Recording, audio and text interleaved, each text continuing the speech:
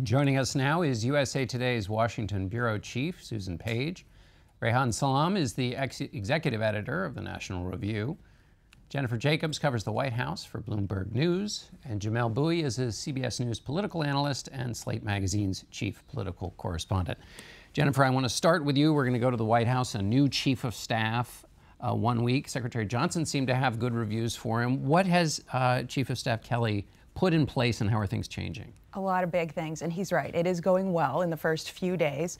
So the big things include taming tweets, loyalty and leaks, trimming some of the walk-in culture in the Oval Office, fostering a feeling of inclusiveness so all the staff, despite all their disparate views, feel welcome in his office, as well as a sense of professionalism. So on the tweets, he's not vetting every single tweet that the president puts out, but Trump has shown a willingness to come to General Kelly to run his tweet ideas by him.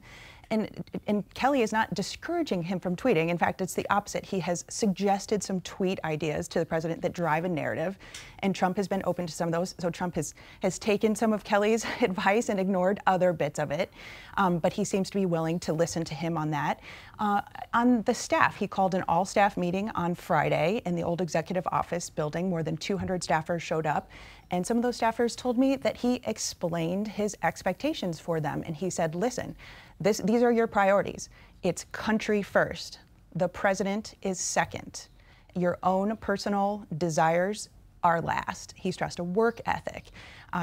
So he's been getting good reviews. The staff feels like he's open to their ideas, and he's also really tried to discourage anything that would embarrass the White House or the Oval Office, such as profanity-laden tirades. Right. So, Reihan, so this is a first step, it sounds, but what's next in terms of getting the administration back on track? Well, in Trump's orbit, you get the sense that there's an effort to try to turn weaknesses into strengths, this idea that unpredictability is a strength. You keep your enemies off balance. The problem is that you also keep your allies off balance, and so what Kelly is trying to do is bring some clarity and consistency.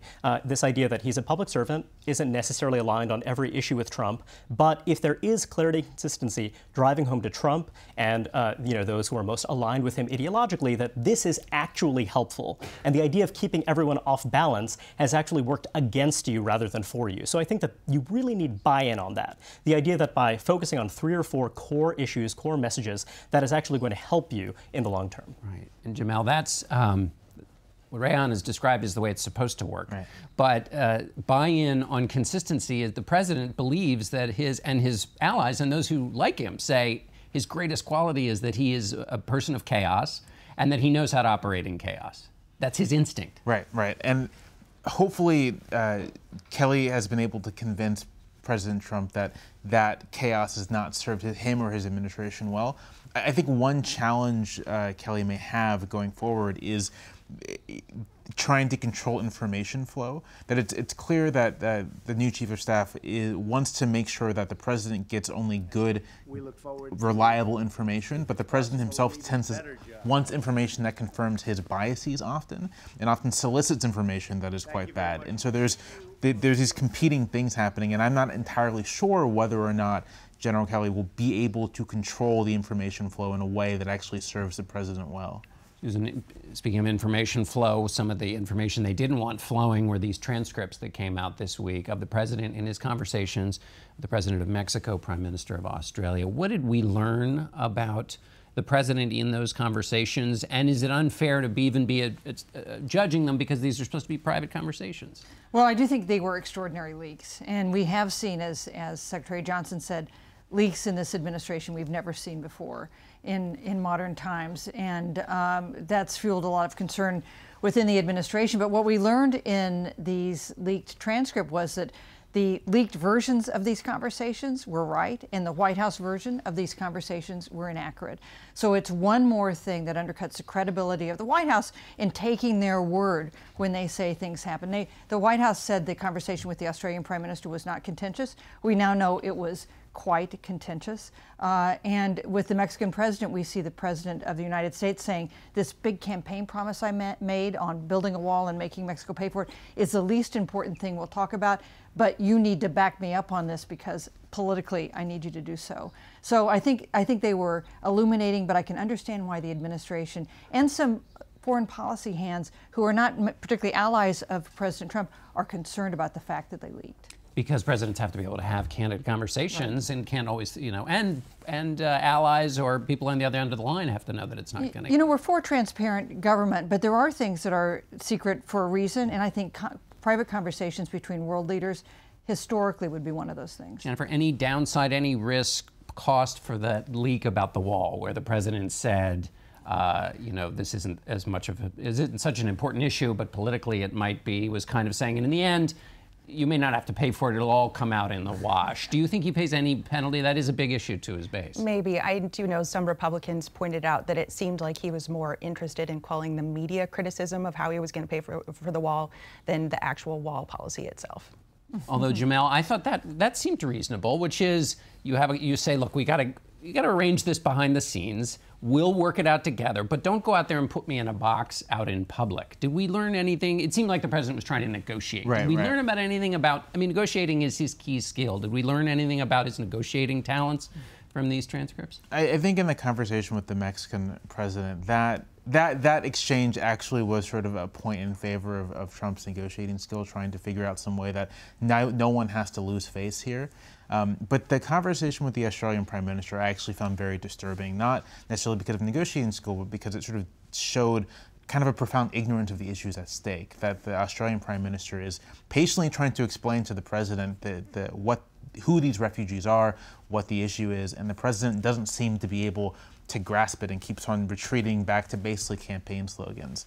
And while I'm sympathetic to the idea that these conversations need to be private, I think it was good that we as the public saw this, because it is worrisome that the president cannot seem to hold a cogent policy conversation with another head of state in a serious way. It is also true, however, that the Turnbull conversation was a real masterclass in how a very successful center-right approach to immigration has worked and proven durable. Turnbull built on the work of previous prime ministers, including John Howard, on this issue, and what he said is, look, I will be happy to take Central American refugees from the United States, but we are making very clear we will not accept anyone from one of the boats. Clarity and consistency. And what happened in Australia is that the center-left was forced to adapt to what the center-right did. Why? Because it was clear and consistent. So in a way, if Donald Trump came away from that experience with anything, one hopes that it would be that Turnbull has actually figured out a way to talk about this issue that has achieved a surprisingly broad consensus, despite having been pretty contentious and still contentious at the edges. But there was no sense in that conversation that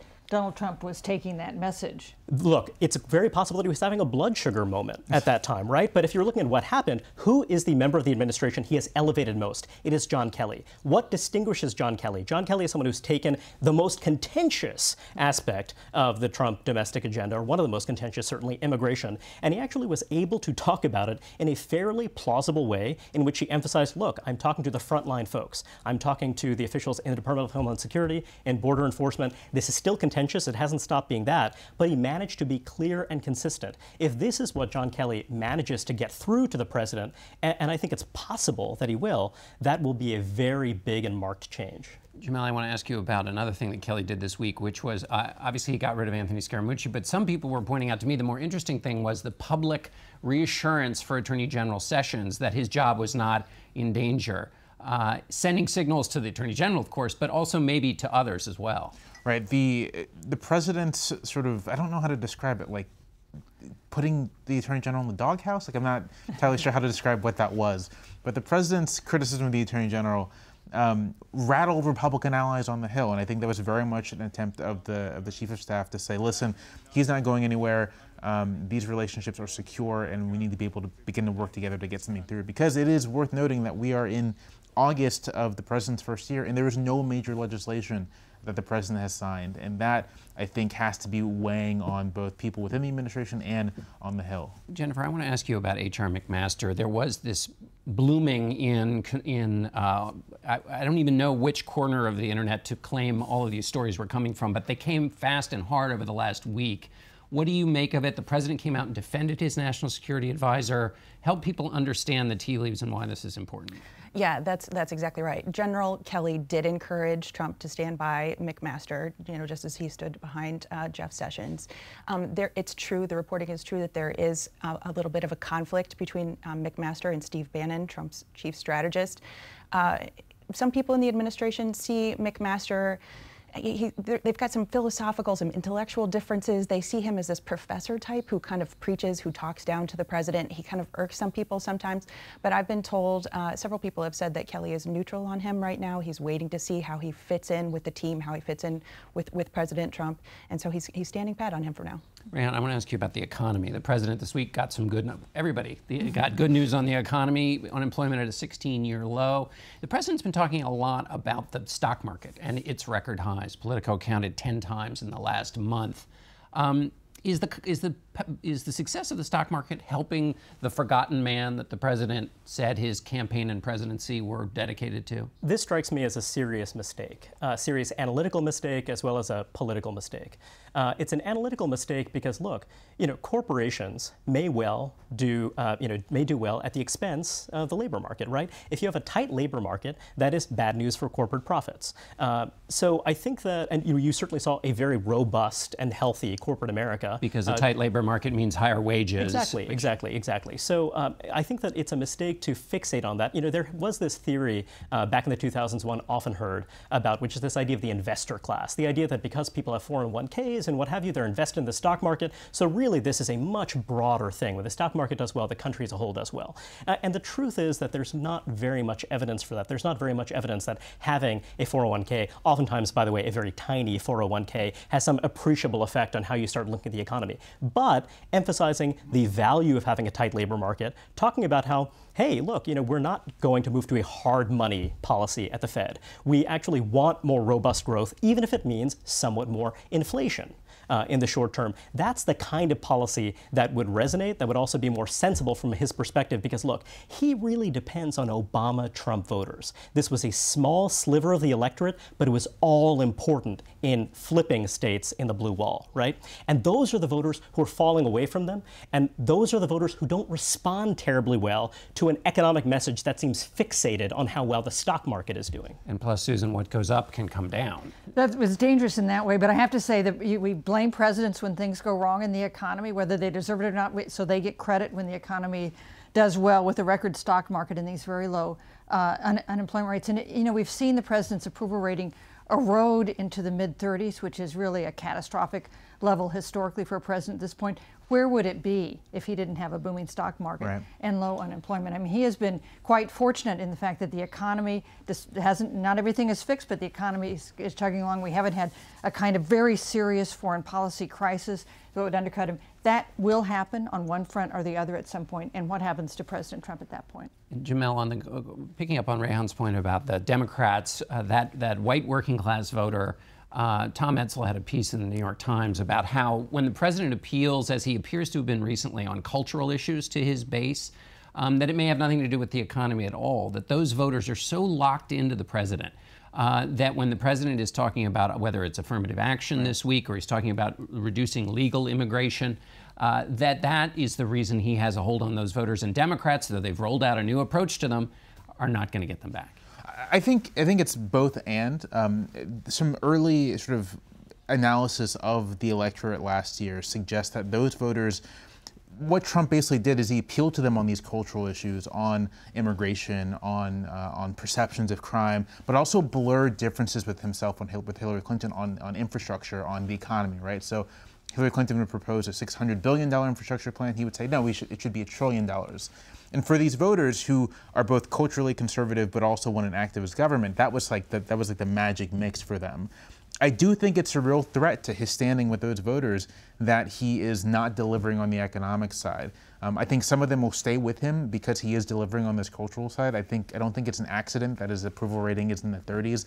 He needs rolling out policies on affirmative action and on immigration, but the economic part is important too. Okay, we're going to have to end it there. Thanks to all of you, and we'll be back in a moment.